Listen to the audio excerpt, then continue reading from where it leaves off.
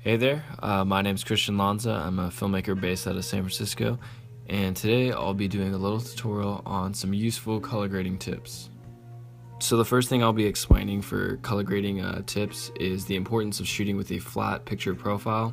I'm sure many of you know this, but to the people that don't, shooting with a flat picture profile basically means that you get rid of the in-camera additives like sharpness, saturation, and contrast, and you're basically left with an image that's really flat and kind of murky and gray, and it really allows you to maximize your wiggle room in post for color grading. And for some people it might not work if you're working with a client who needs the footage like next day, or for instance if you're working on a wedding or something like that where you have to have a quick turnaround for your footage. I wouldn't recommend shooting really flat just because the process for color grading can be time strenuous, and sometimes it's better to just have those effects in camera if you're just handing it over to a client. But if not, I'd highly recommend shooting with a flat picture profile just because it gives you all the wiggle room to mess around with color grading. So the next thing I'll be talking about is how to color balance using wheels and scopes in DaVinci Resolve. Most of these techniques can be applied whether you're in Premiere, Adobe, or possibly even Final Cut. I just prefer Resolve just because it's primarily a color grading software. So basically I'll explain the scopes really quickly. You can find your scopes by going to View and then clicking Video Scopes and On. And basically there are 4 quadrants where you have your parade, your vector scope, your waveform, and your histogram. I personally mainly only use these 3 right here, and I mainly use the parade. The parade is really helpful for checking your colors and making sure it's all balanced out. And then your vector scope is very helpful for making sure that your colors are going in the direction that you want them.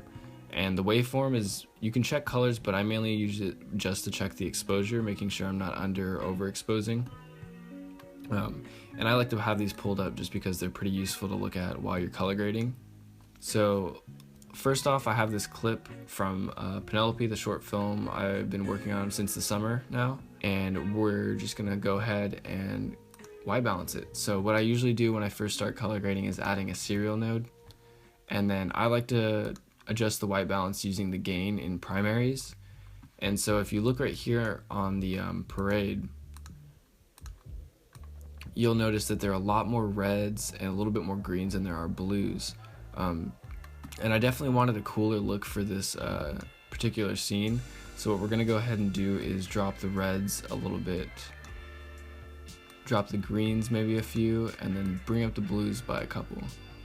Sometimes people like to use the wheels, the color wheels, the lift, gamma, and gain.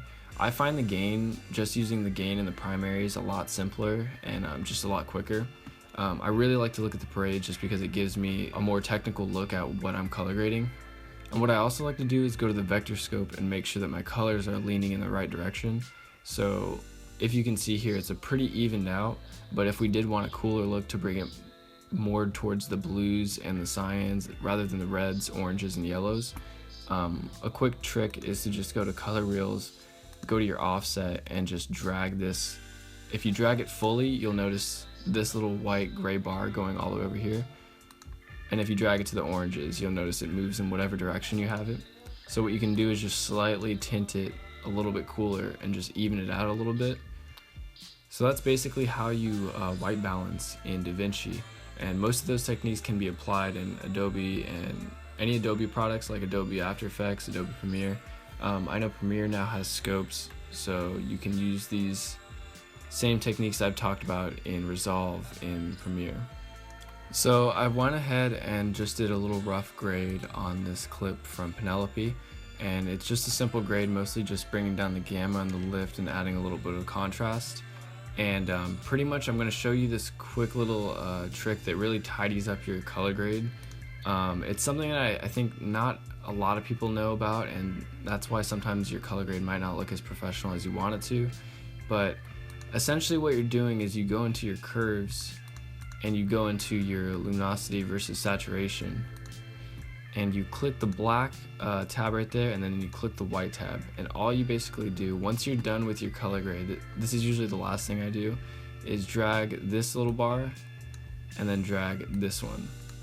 And so what that essentially does is, if it's not noticeable at first, it basically desaturates your shadows and then desaturates your highlights, making your whites true whites and then making the blacks true blacks instead of colored. So if you notice here, when I reset them, all the colors are a little bit more spread out, and the blacks aren't exactly blacks, and some of the highlights over here, if you look over on his glasses, are pretty warm. And so basically, just by doing this simple technique, if I do just this, all the blacks go back to being blacks, and then if you go right here, all the highlights remain white. Sometimes you might want your highlights or your blacks to be a certain color.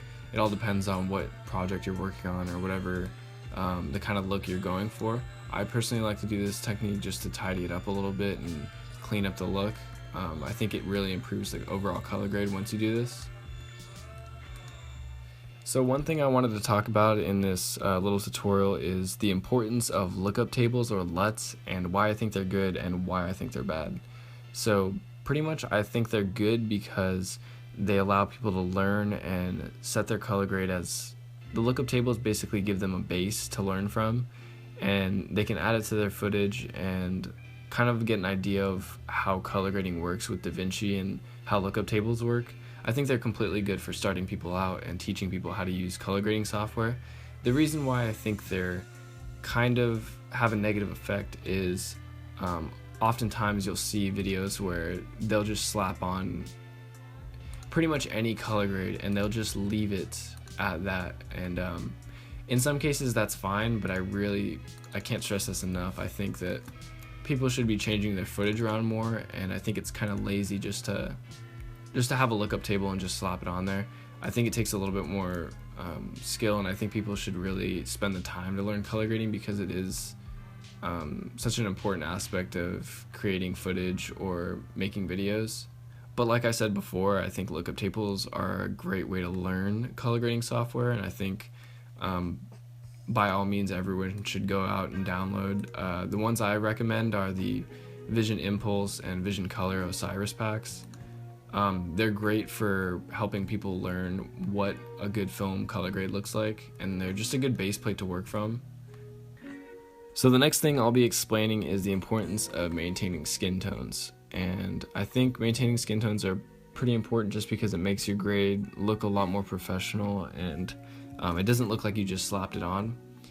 And so what often happens to me is I'll get into DaVinci, start off with this flat image, and then I'll go through color grading, and then I'll notice his skin tones are a little bit gray, a little bit green, and not exactly where I want them. They're a little warmer than I would want them. And so the quick fix to that is just going into nodes, going to parallel node, going to qualifier, select a part of the person's skin that you're keying out. You're gonna wanna go ahead and hit Shift H, and then basically what this does is allows you to see what you're keying out and what you're not keying. And so you wanna make sure that everything that you can see is what you wanna be keyed, because this is what's gonna be desaturated, this is what we're gonna change. So you basically want to make sure that you might have to mess around with the saturation and the different qualifier settings just to make sure that you're keying out the right thing. But once you're done with that, you just want to go ahead and go to blur radius, drop some blur on there so it smooths out your key. And then what you're going to want to do next is go into primaries and do what we did before with white balancing the whole image.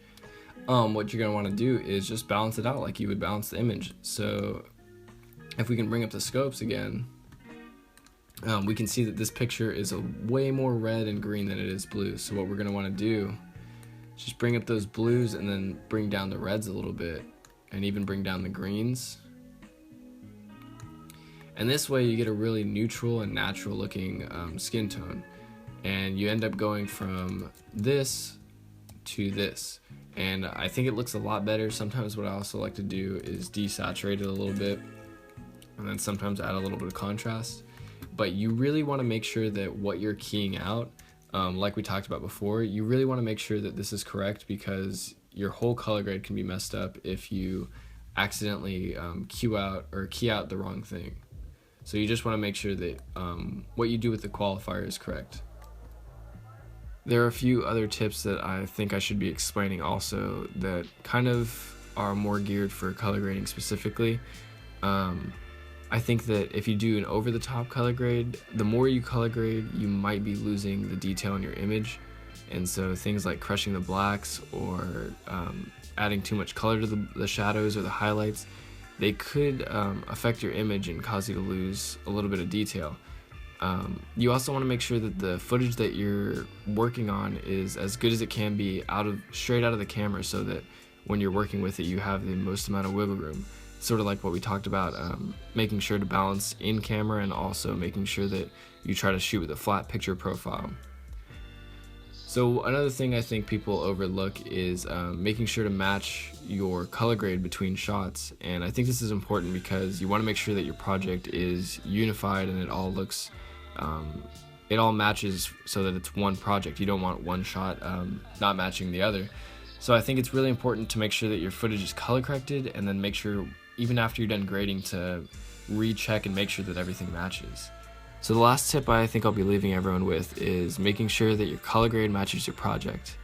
If your color grade doesn't exactly fit your project, it might be distracting and might cause people to lose focus on what's really important, and that's your project at first. They shouldn't be being distracted by however you color graded, so you want to make sure that your color grade doesn't affect what the main goal is, and that's your project. So thank you guys for watching this tutorial. A little update, I guess, is I'm hoping to have a new video out in a couple weeks. I'm still working on Penelope. That should be out in a month or so. And then we finished wrapping up, or we actually wrapped shooting my thesis short film, the Over the Handlebars one. I posted a video about a month ago. And I'll be working on editing that basically all of next semester, and I'll hopefully be posting maybe some tutorials on things that I think might help you guys out or you guys might want to see. So if you guys have any suggestions for tutorials, be sure to leave them in the comments, and I'll catch you guys later. Thank you.